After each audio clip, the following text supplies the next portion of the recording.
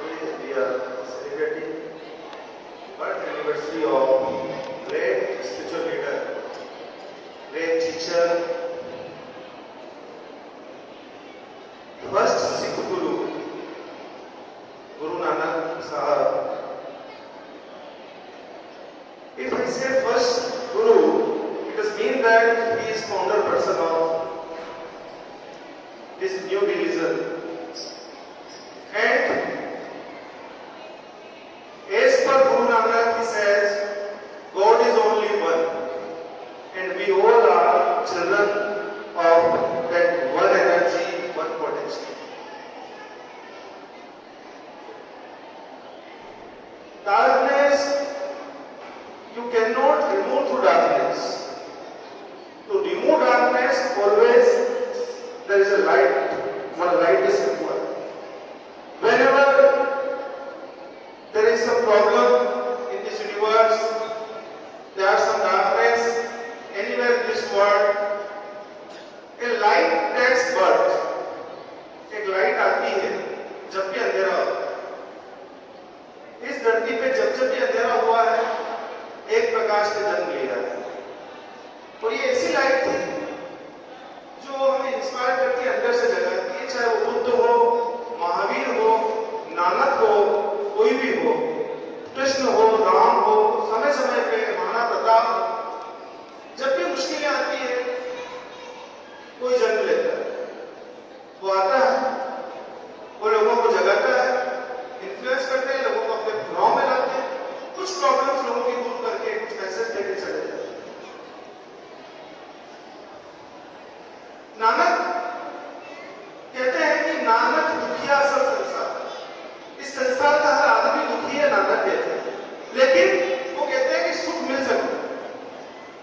अब आप देखो, दुख से सुख को पाया जा सकता है, या नानक कहते हैं, नानक ने अनाउंस किया था ये नानक दुखिया सब संसार, ये पूरा संसार दुखी। अब सुख कैसे मिलेगा?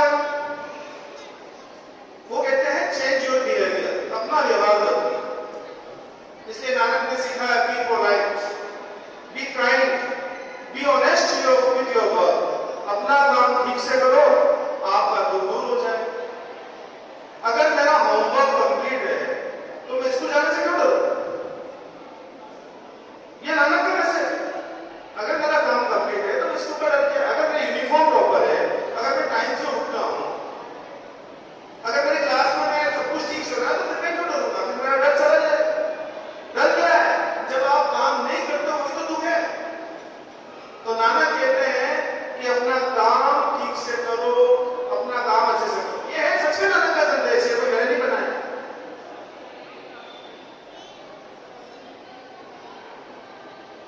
अब आपका काम सबका अलग अलग है, जिसका जो काम है वो टाइम से करें।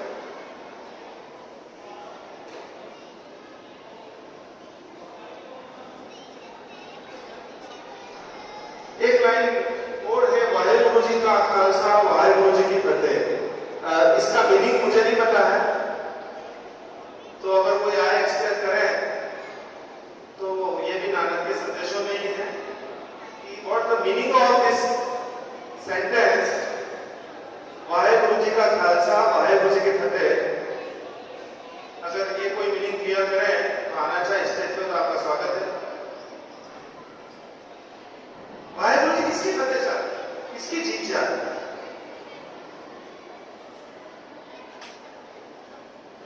वही है दुखों से मुक्ति, संघर्षों से मुक्ति।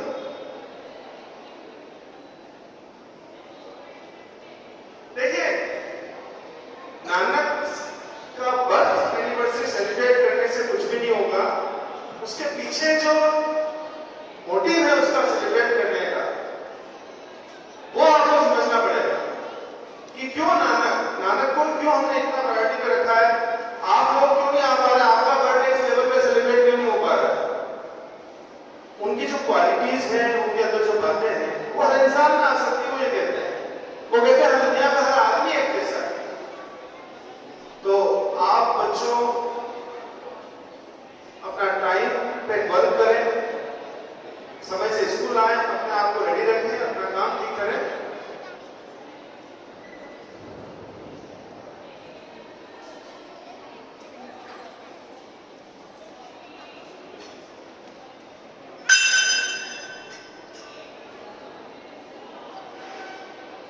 आपके क्लासेस में जो